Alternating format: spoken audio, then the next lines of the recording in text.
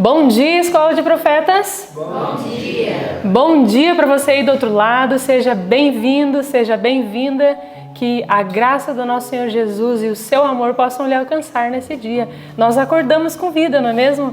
E esse é um motivo de muita alegria, de muita felicidade, porque nós estamos aqui ainda pela graça de Deus, pelo seu poder que tem nos mantido, pela vida que há nele, nós temos vida também.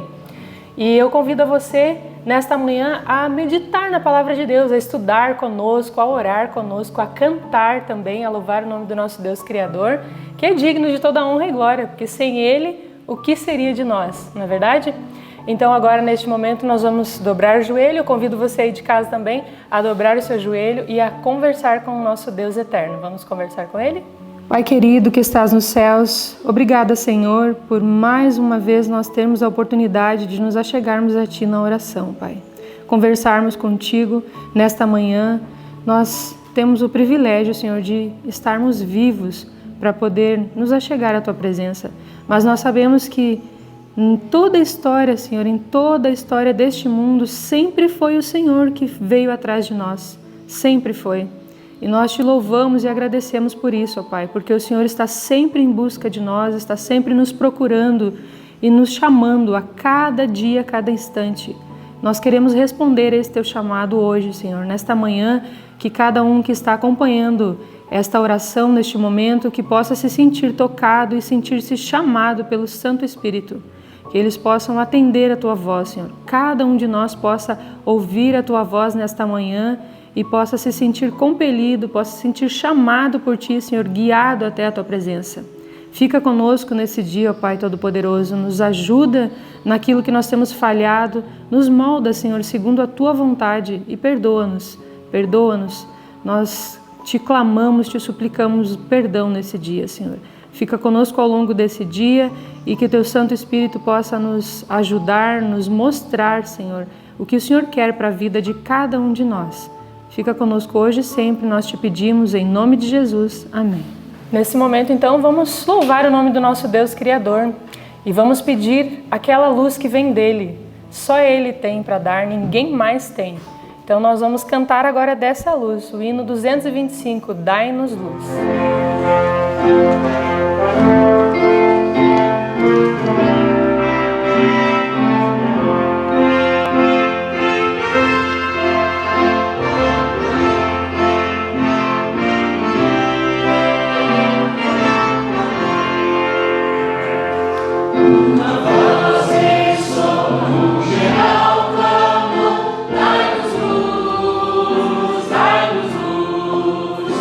Ansiamos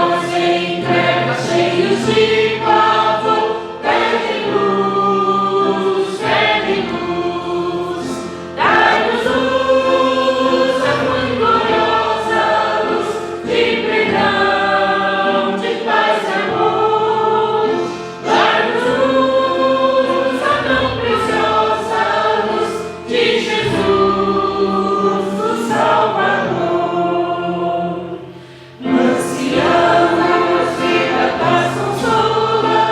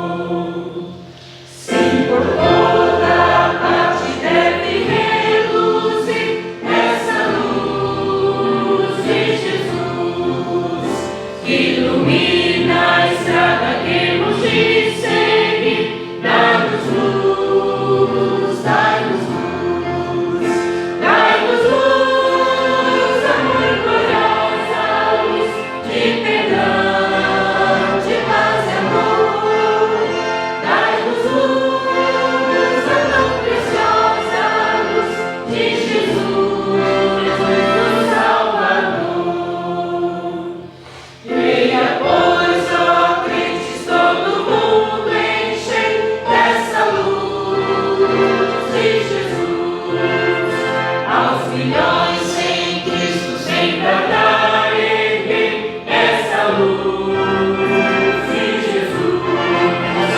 Dai-nos luz, a luz gloriosa, luz de perdão, de paz e amor. Dai-nos luz, a tão preciosa luz de Jesus, o Salvador. Amém, louvado seja Deus. E como nós cantamos, né? Por toda parte deve reluzir essa luz que vem de Jesus. E quando nós estamos cheios do Espírito de Deus, essa luz irradia, ela transborda. Não tem como nós guardarmos isso, né? Fecharmos, nós taparmos, ela transborda. Então que a luz do nosso Senhor Deus hoje, nesse dia, brilhe nos nossos corações e que nós possamos mostrar ao mundo que nós temos essa luz porque nós recebemos do nosso Deus, do nosso Pai eterno. E agora nós vamos fazer uma coisa muito especial que eu tenho certeza que você que acompanha de casa também faz, porque um dia eu também estive aí do outro lado e eu acompanhava, né? Nós olhávamos, assistíamos os vídeos da escola e nós aprendíamos, né, com a palavra de Deus. Todas as manhãs a escola fala, né? Decora, lê a palavra de Deus, estuda, e nós também queremos ficar com a palavra gravada no nosso coração, porque nós temos essa certeza que a palavra de Deus, quando ela fica no nosso coração, nós vamos viver ela, nós vamos ter essa palavra para nós, não tem como nós escondermos, né? Não tem como nós abafarmos. Vamos lá? Vamos contar, quando eu contar até 3, nós estamos falando, recitando 2 Coríntios 4, 17 e 18, certo? Então corre lá rapidinho, pega a sua Bíblia, pega a sua colinha aí e vamos lá recitar. Esse texto, ele tem algumas palavrinhas assim que parecem um trava-línguas, né? Mas vamos falar assim de forma pausada que dá certo, funciona, tá bom? E a escola aqui vai me ajudar falando bem forte também, tá certo? Porque eu confesso que ainda não decorei, não memorizei ainda, mas nós vamos chegar lá, pela graça de Deus e pelo seu poder. Vamos lá? 2 Coríntios 4, 17 e 18. No 3. 1, 2, 3. 2 Coríntios 4, 17 e 18. Porque a nossa leve e momentânea tribulação produz para nós um peso eterno de glória muito excelente, não atentando nós nas coisas que se veem, mas nas que se não veem, porque as que se veem são temporais e as que se não veem são eternas. 2 Coríntios 4, 17 e 18. 2 Coríntios 4, 17 e 18. Porque a nossa leve e momentânea tribulação produz para nós um peso eterno de glória muito excelente, não atentando nós nas coisas que se veem, mas nas que se não veem, porque as que se veem são temporais e as que se não veem são eternas. 2 Coríntios 4, 17 e 18. 2 Coríntios 4, 17 e 18. Porque a nossa leve e momentânea tribulação produz para nós um peso eterno de glória muito excelente, não atentando nós nas coisas que se veem, mas nas que se não veem, porque as que se veem são temporais e as que se não veem são eternas. 2 Coríntios 4, 17 e 18. Amém, louvado seja Deus. Então, as coisas de Deus, muitas vezes elas não são vistas, não é assim? As coisas eternas, elas não são vistas por olhos humanos. Nós temos que ter um contato, né, nos achegarmos bem próximos a Deus. E como eu disse, Deus está sempre nos buscando, sempre vindo ao nosso encontro. Que nessa manhã você possa atender esse chamado de Deus, que todos nós possamos atendermos esse chamado e ouvirmos a voz de Deus nesse dia. E agora, nesse momento, fique com o estudo da Palavra de Deus, que Ele lhe abençoe, que o Espírito Santo ilumine o seu entendimento, que você possa compreender, assim como nós aqui também na escola, que todos nós possamos compreender a Palavra de Deus. Fique com Deus e até a próxima.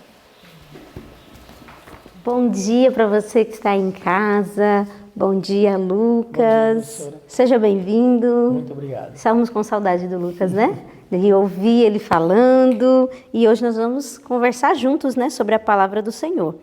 Que coisa legal nós estudamos hoje, não é? As parábolas de Jesus realmente trazem grandes ensinamentos para nós. E aí a gente começa a olhar a natureza de maneira diferente, né? A gente começa a falar assim, que lição será que tem nessa árvore, nessa flor? Que parábola eu posso usar também? Que parábola eu posso usar disso? Verdade. Jesus nos ajuda a olhar a natureza de outra maneira, né? Enxergando realmente as lições que ali se escondem sobre Deus. E na madrugada de hoje, o que nós estudamos? Nós estudamos o livro de Jó, capítulo 30 e também o capítulo 31. E também estudamos o livro de Marcos, capítulo 4, onde conta também ali uma outra parábola que Jesus fala, a parábola da semente, que é uma parábola que traz muitas lições também para a nossa vida. Muito bem. E quais as lições que nós podemos tirar aqui de Jó, então? No capítulo 30 de Jó, o nosso personagem, ele lamenta o seu estado miserável no qual ele se encontrava. Jó, antes do seu estado miserável, ele era um homem que ajudava muitas pessoas. Ele acolhia os órfãos, ajudava as viúvas, supria as necessidades daquelas pessoas que não tinham nada para comer, nem roupa.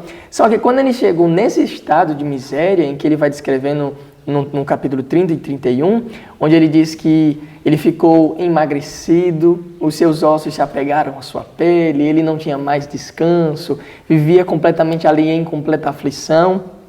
Ele fala que o caso dele se tornou um motivo de chacota no meio daquelas pessoas, inclusive daquelas pessoas que receberam a ajuda dele também. Agora imagina, eu fiquei pensando nessa situação, que tipo de pessoa ri da miséria do outro? Né? É meio assustador, né, ver esse tipo de relato, mas quando você olha o nosso mundo atual, não era muito diferente do mundo de Jó. Se você abrir a internet, o que mais se tem é chacota de situações que não se deveria levantar riso, né? E Jó estava vivenciando isso. Imagina só, além de todo o sofrimento, além de ser acusado pelos amigos, a esposa, né? Que só esse Deus e morre. Além de tudo isso, ainda suportar esse tipo de humilhação, né? Esse tipo de desrespeito. Deve ter sido muito difícil para Jó vivenciar esse momento. Ele disse aqui, no capítulo 30, verso 9, ele disse assim: agora, porém, sou a sua canção e lhe sirvo de provérbio. E no verso 1 ele diz: agora, porém, se riem de mim os de menos idade do que eu, cujos pais eu teria desdenhado de pôr com os cães do meu rebanho. Então veja que não era só gente adulta que zombava de Jó, até mesmo gente mais nova do que Jó, vamos supor aí jovens, adolescentes daquela época, ficava zombando dele, né? Dizendo, Jó, tá aí miserável, pobre, quem era tu e agora tu estás assim, né? Exato. Mas sabe um verso que me doeu muito no coração, e eu acho que era o que doía muito no coração de Jó, o verso 20. Porque ele dizia assim, Senhor, eu clamo a ti e tu não respondes. O silêncio de Deus, eu acho que é uma coisa muito difícil para o ser humano, né? Deus agora naquele momento estava silente a Jó.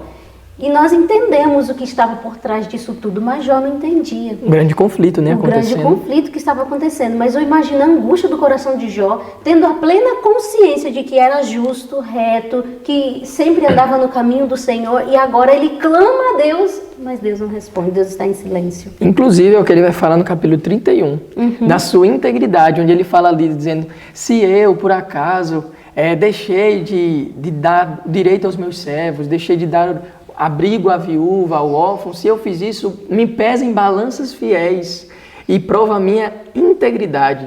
Eu não sei você, mas qual ser humano teria a ousadia de chegar diante de Deus e dizer, Senhor, se tu encontras em mim alguma falta, pese-me nas balanças fiéis do Senhor e prova a minha integridade. Qual seria o ser humano que teria essa coragem de chegar diante do Deus do universo, aquele ser que é justo, e dizer essas palavras de Jó?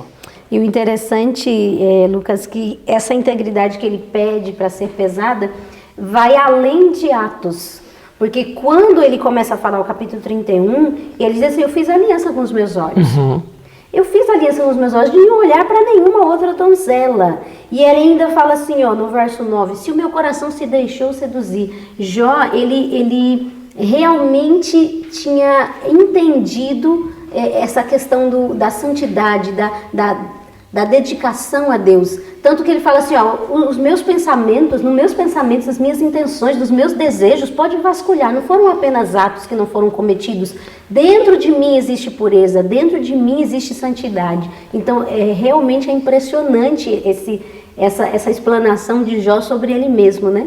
Ele tinha total certeza de que ele estava sofrendo tudo aquilo, mas não era por nenhum pecado, coisa que os amigos de Jó ficavam dizendo, você pecou, por isso você está sofrendo isso. Porque o povo naquela época, né, eles acreditavam que quando a pessoa passava por uma aflição, um sofrimento muito grande, era o dedo de Deus sobre aquela pessoa.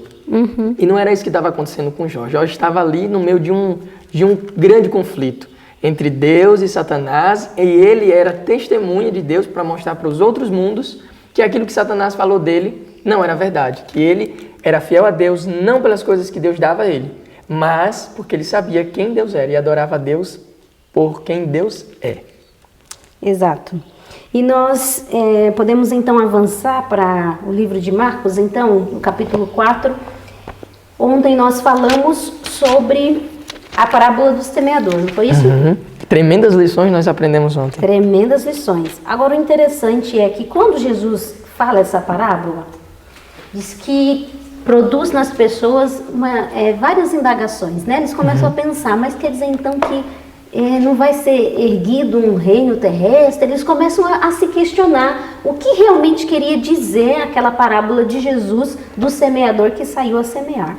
Então, para explicar, olha que engraçado, para explicar uma parábola, Jesus usa outra parábola. Né? Fala, então deixa eu tentar explicar para vocês a obra da graça que acontece no coração. Eu vou explicar para vocês como é que se desenvolve a vida cristã dentro do coração de alguém. E para isso, ele usou a natureza para explicar o crescimento e o desenvolvimento de uma planta, para explicar o crescimento da vida cristã. Como funciona, né? Como é que funciona. E é justamente isso que nós vamos ver aqui, a partir do verso 26.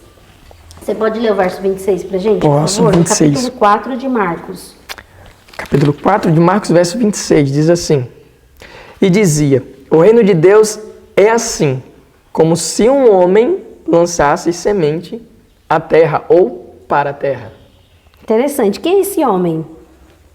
Esse homem, segundo o que diz aqui o livro Parábolas de Jesus, no capítulo 3, esse homem que lança semente sobre a terra é o próprio Cristo.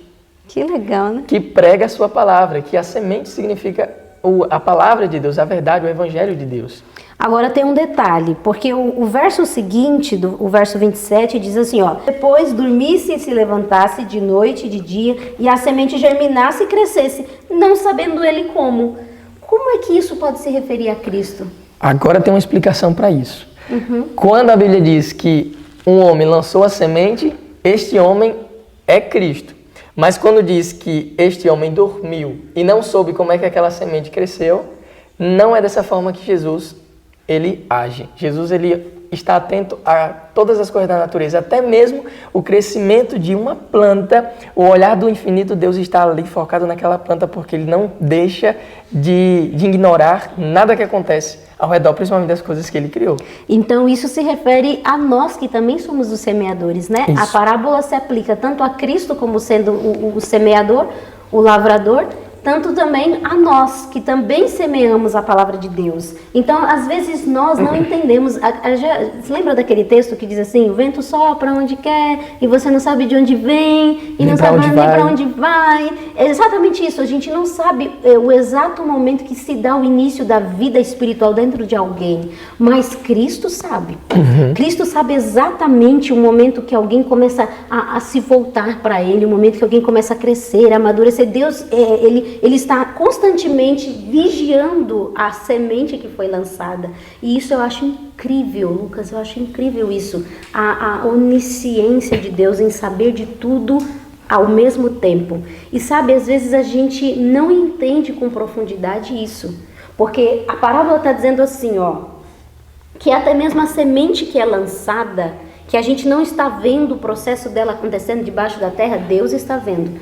E Deus não só está vendo, como Deus está cuidando, porque diz que a planta só nasce pelo poder de Deus. Isso. Ele é quem dá a vida, né? Ele que dá vida. Faz surgir. Eu acho isso incrível. Se é Ele que dá vida, então Deus está cuidando de cada plantinha que está nascendo.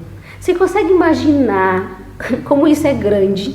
Um Deus que consegue cuidar de todas as plantinhas que estão nascendo, de todos os passarinhos que estão voando, que sabe cada passarinho que Mesmo cai. tempo. Imagina isso. E aí você pensa, Deus se esqueceu de mim? Ah, não se importa comigo. Deus não se importa comigo? Como? Se nós, né, temos um valor tão grande diante de Deus, a ponto de Ele ter dado o seu próprio filho, isso é impossível.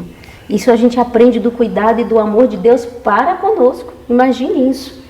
E a parte muito interessante que eu achei aqui é que quem trabalha na horta, você trabalha na horta? Trabalho.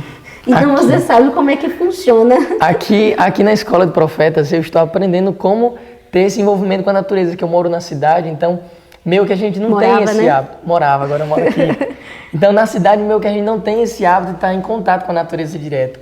E aqui é incrível quando a gente planta, quando o professor Felipe planta uma coisa ali, a gente não vê nada, só vê terra, cobertura, pronto. Mas depois de alguns dias, a gente vê uma pequena folhinha subindo, depois ela cresce, vai ficando grande, dá fruta, e depois ele colhe, leva para a cozinha e depois se torna alimento aqui para nós. Então, realmente é incrível. A vida acontecendo no invisível, ali se desenvolvendo debaixo da terra, sendo que o Deus do Criador toca, ela brota, surge, e aí a gente consegue ver com os nossos olhos. Agora deixa eu te perguntar uma coisa, Lucas. É só ir lá na horta e jogar a semente que vai nascer? Tem muita coisa. Tem muita coisa que acontece. Se eu fosse falar antes. aqui, ia ser muito tempo de duração, mas vou falar só de alguns. Primeiro, precisa trabalhar com a terra, saber se a terra tem nutrientes, e se ela não tiver, coloca muleta na terra. Aí você pode estar explicando, como assim muletas? Porque o estrume é como se fosse uma muleta para aquela terra que está sem nutrientes, e ela precisa desse estrume para poder dar nutrientes para a planta poder crescer. Então, envolve tanto o trabalho humano, como também o trabalho divino. Olha que coisa linda, é exatamente assim. Existe o esforço humano de ir lá, limpar, tirar o mato, fazer o leirão, adubar a terra, fazer o negócio acontecer, plantar a sementinha, agora regar, cuidar, ficar olhando para ver se não cresce nada para atrapalhar. Se os bichos não comem. Se os bichos não comem, é uma guerra, né? É uma luta. Mas existe algo que a gente não pode fazer, que é fazer a semente germinar. Isso. Porque a gente não pode falar, vai lá a semente, vai lá, germina, né? Não, é Deus que faz essa parte. E não é diferente Na obra missionária. na obra missionária e na obra dentro do nosso coração. Quando você vai lá e prega a palavra, a gente quer logo que a pessoa se batize, né? Que é logo que dentro do tanque batismal, aceita logo já quer que a Jesus. pessoa esteja dentro da igreja, mas existe uma obra a ser feita. Você lançou a semente, agora quem é que convence? Quem é que... Eu me lembro muito, sabe do quê? Quando eu me batizei, a gente quando se batiza, né, quer batizar todo mundo. Aí eu cheguei em casa e falei assim, vou dar isso tudo pra minha mãe. Minha mãe é católica roxa, né? E aí eu falei assim, mãe, vamos estudar a Bíblia. E aí a gente começou a estudar a Bíblia e minha mãe dizia assim, eu não creio nessa Bíblia aí de vocês, essa Bíblia de vocês é mentirosa. Eu disse, então vamos pegar a sua Bíblia. Eu peguei a Bíblia dela lá que estava aberta no Salmo, já estava dura, então não tinha nem como fechar mais. Aí peguei a Bíblia dela, vamos ler na sua Bíblia. Aí comecei, olha aqui na sua Bíblia, não sei o quê. E ela disse, eu não acredito também nessa Bíblia não. Eu falei, pronto, tá tudo perdido, não acredito nem na dela, nem na minha. Aí, nessa angústia toda de querer fazer minha mãe aceitar o Evangelho, né? O Espírito de Deus me disse uma coisa na minha cabeça. E olha que eu era recente, nem conhecia muito a palavra de Deus. Mas o Espírito do Senhor me disse assim, nem por força e nem por violência, mas pelo meu Espírito. Eu falei, epa, tô querendo fazer o papel do Espírito Santo, querendo levar as pessoas à força, batiza em nome de Jesus. Mas existe um tempo e o Espírito Santo trabalha no coração. Às vezes a gente não vê, Isso. mas o Espírito de Deus está lá trabalhando. E tem um parágrafo que fala sobre isso. Um parágrafo que diz assim, ó, a boa semente pode, por algum tempo, jazer despercebida num coração frio, egoísta e mundano, sem dar demonstração de haver se enraizado. Porém, mais tarde, Tocando o Espírito de Deus à alma, a semente oculta brota e finalmente produz frutos para a glória de Deus. Lembra de Nicodemos? Passou o ministério de Jesus todinho oculto. Aí continua também dizendo, né? Sim. Não sabemos durante toda a vida qual prosperará, se esta ou aquela. Isso não é de nossa alçada, ou seja, isso não é da nossa conta, saber dessa parte. Essa não é a nossa parte. Essa parte é Deus. E a senhora tocou num ponto que é muito importante a gente como missionário, é saber, para a gente não se frustrar. Porque muitas das vezes quando a gente prega a palavra, dá estudo bíblico, para aquela pessoa, a pessoa parece que não está interessada em Cristo, não vai se batizar, e a gente chega logo para o irmão e diz assim, irmão, ora por fulano que eu acho que ela não vai se batizar não, ela não presta muita atenção no estudo, só que Deus diz na sua palavra que a palavra dele não volta vazia. Quando nós pregamos a palavra, ali nós fizemos a nossa parte. A nossa parte é só de pregar a palavra. Então você que prega a palavra de Deus, você que é missionário, saiba. Sua função é só pregar a palavra. Pregar e orar pela pessoa. Pronto, essa é a sua parte. Agora a conversão e conduzir a pessoa ao batismo, aceitar a Cristo, é o Espírito Santo que faz isso. Então se você pregou para aquela pessoa, descanse, espera no Senhor e deixa que Ele conclua a obra que Ele vai fazer no coração daquela pessoa. E como isso traz alento ao nosso coração, viu? Porque eu imagino você aí de casa. Você deve ter alguém na sua família, alguém que você ama muito, que você queria tanto ver entregue a Jesus, né? E você fica naquela angústia. Meu Senhor, parece que essa pessoa não se move. Quando é que vai ser que ela vai se entregar? Parece que ela não se interessa. Eu sei que essa angústia fica dentro do nosso coração. Mas nós temos que confiar que o lavrador não dorme, ele não dormita. O guarda de Israel está lá, fazendo o trabalho ao qual você não pode fazer. E nós temos que confiar no trabalho que Deus está fazendo. Nós temos que confiar no poder de Deus, que realmente acontece. Não aconteceu com a gente? Não aconteceu. Às vezes eu penso, meu Deus, eu era a pessoa improvável para estar no Evangelho de Deus. Mas eu não estou. Pelo que mesmo? Pelo Espírito Santo. Amém. E às vezes, Lucas, quando a gente lança a semente à terra, parece ser um desperdício, não é? Você fala assim, eu poderia pegar esse grão, sei lá, fazer alguma coisa, comer, né, não sei o quê, mas você pega e joga. Você joga. E aí parece que é uma perda, mas não é. Vai multiplicar. Vai multiplicar e você vai receber muito mais. Eu gosto de falar do milho. Do milho? Do milho. Você coloca lá a sementinha do milho. Eu amo milho. E aí, quando vem, nasce nossa, aquele negócio lindo, e uma espiga, outra espiga. O Léo disse que são 2 espigas por pé, né, não? O que me deixa bem triste, devia ser muitas espigas. Mas imagina uma espiga com quantos grãos? Você plantou uma sementinha, veio quantos ali? Incrível. Imagina. Então, a colheita, ela é bem abundante, né? E não é diferente na vida cristã. Tem o mesmo contraste, né? É o mesmo contraste, não, desculpa. Tem a mesma semelhança. Tem a mesma semelhança. A vida cristã para a colheita, desde o plantar até o colher, é a mesma semelhança. Tanto que o pastor Alejandro Buglione escreveu um livro em que fala que a vida do cristão é comparada como a de uma planta, que deve estar em constante crescimento. Se uma planta para de crescer, ela só tende a morrer. Exato. Até combinou, virou até uma rima aí. Se a planta para de crescer, ela tende a morrer. A mesma forma é com o cristão. Se você para de crescer, se eu paro de crescer na vida espiritual, o nosso destino final é a morte espiritual. E tem um parágrafo aqui no livro que fala exatamente isso que você tá explicando. O parágrafo começa a germinação da semente. Essa germinação representa o quê? O início da vida espiritual, né? Começou ali, brotou, pumba. E o desenvolvimento da planta é uma bela figura do crescimento cristão. Como ocorre na natureza, assim é na graça. Não pode haver vida sem crescimento. A planta precisa crescer ou morrer. Como o seu crescimento é silencioso e imperceptível, mas constante, ela não cresce um pouquinho um mês, agora vai crescer só daqui a 6 meses. É constante, né? É constante. Assim é o desenvolvimento da vida cristã. Nossa vida pode ser perfeita em cada fase de desenvolvimento. Contudo, haverá progresso contínuo se o propósito de Deus se cumprir em nós. A santificação é uma obra de uma vida toda. Completa. Então não existe aquela história de que você chegou a um nível e falou, opa, Tô santo. Cheguei Atingi ao a nível, santidade. alcancei o nível master avançado. Não existe. Você vai estar sempre em crescimento, sempre em desenvolvimento. E quando você parar de crescer, pense. Chegou ao fim, né? Porque Isso. aqui diz que se não há crescimento, há morte. A morte. Então você sempre tem que crescer, sempre tem que estar se desenvolvendo, sempre tem que estar mais perto de Cristo, sempre haverá algo mais para alcançar. E o cristão, ele deve crescer cooperando com os agentes divinos. E os agentes divinos que Deus nos disponibilizou, primeiro é a atuação do seu Espírito em nós. Segundo é a palavra e também depois é a oração e o envolvimento na missão. Então, quando a gente coopera com esses instrumentos que Deus nos disponibiliza, a gente só tende a crescer. O cristão que para de pregar é um cristão que para de crescer. Se ele para de pregar a palavra, ele para de crescer, porque é uma conexão. Se a gente não está envolvido na missão, a gente acaba perdendo aquele amor pela palavra de Deus. É verdade. A gente esfria, isso é perceptível. Mas quando a gente está envolvido na obra, a gente se empolga tanto, que a gente se esquece de nós mesmos, se esquece das nossas necessidades e busca somente se importar com as necessidades dos outros. Agora, acompanhando o processo do crescimento da plantinha. O semeador foi lá, pumba, jogou a semente, né? Primeiro preparou todo o solo, né? Fez um leirão lá. Exatamente, você fez a sua parte.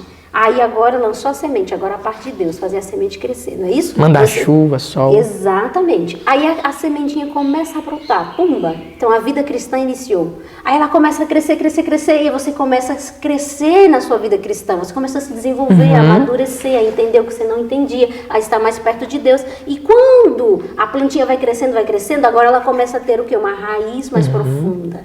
Ela começa a ter uma raiz mais profunda, simbolizando ali a nossa vida com Deus, que deve se aprofundar, deve estar bem arraigada em Cristo. Agora vem a frutificação, a parte gostosa, né? Que é o propósito pelo qual o semeador lança a semente. Sim. Isso foi o que a gente viu no livro. Porque ele lança a semente com o propósito de, daquela semente, colher o pão, sustento para ele, para sua família. E também diz que a planta, ela não produz para si.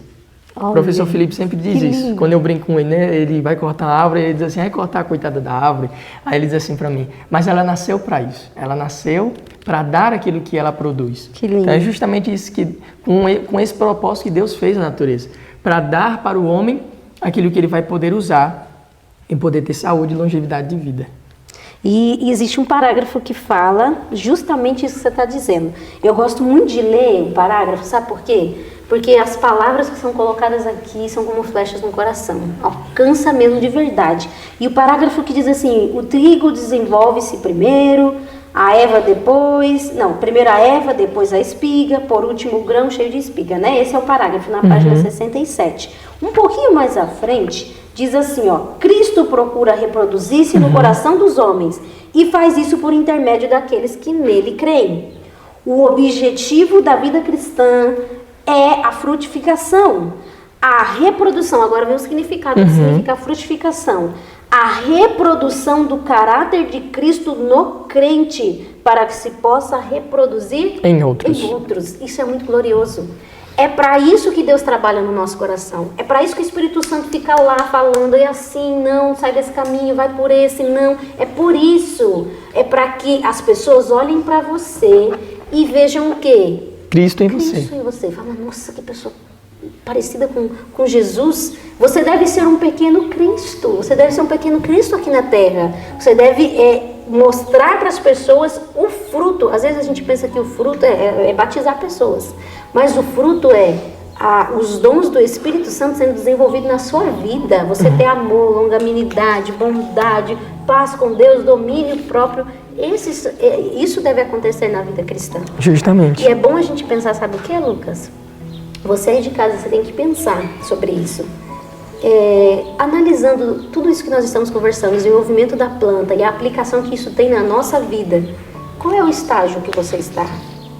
Você tem que pensar se você já está dando frutos para a glória de Deus, porque se não está, houve algum problema aí no processo da plantinha. Precisa colocar mais nutrientes na terra, precisa se alimentar mais da palavra de Deus, orar mais, porque o cristão, aqui como diz no livro, ó, na vida que se centraliza no eu não pode haver crescimento nem frutificação. O cristão está no mundo como representante de Cristo para a salvação de outros.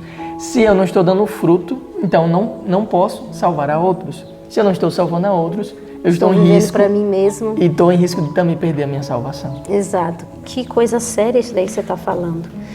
Agora, para a gente finalizar,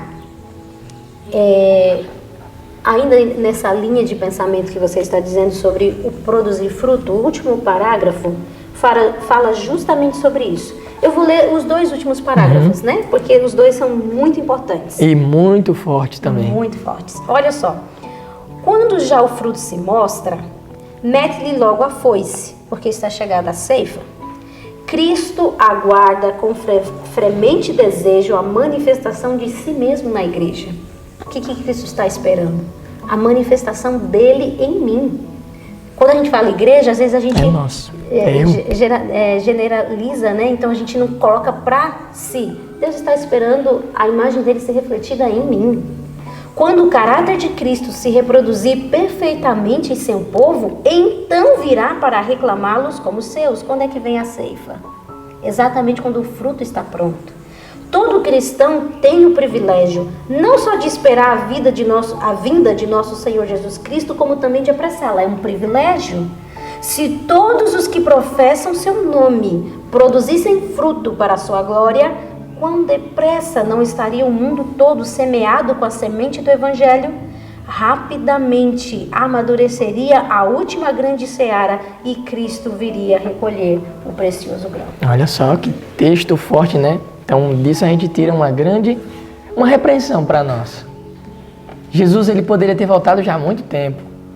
Nós ainda cremos que ele voltará, mas nós temos uma responsabilidade de abreviar essa vinda.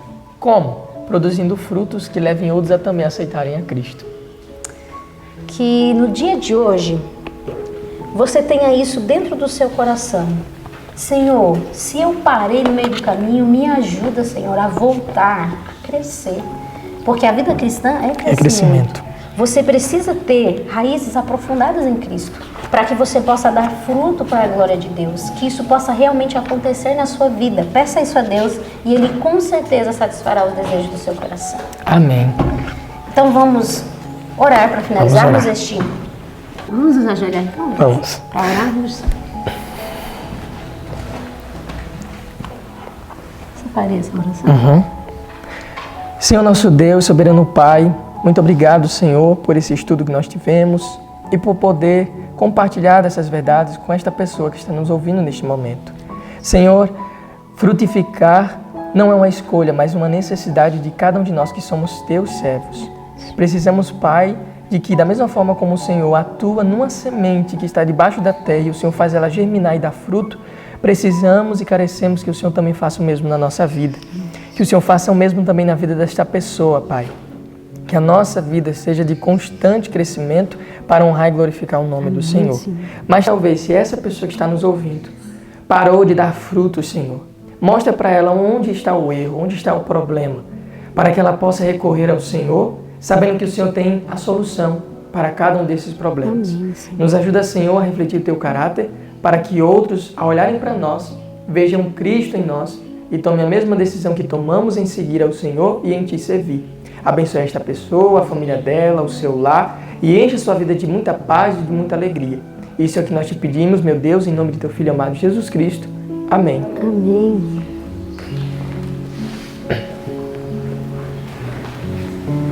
Foi muito bom estarmos juntos, o nosso coração se alegrou, né, pela presença de você aí de casa e o nosso desejo é que Deus te abençoe muito e nós queremos te ver amanhã. Até amanhã. Amém.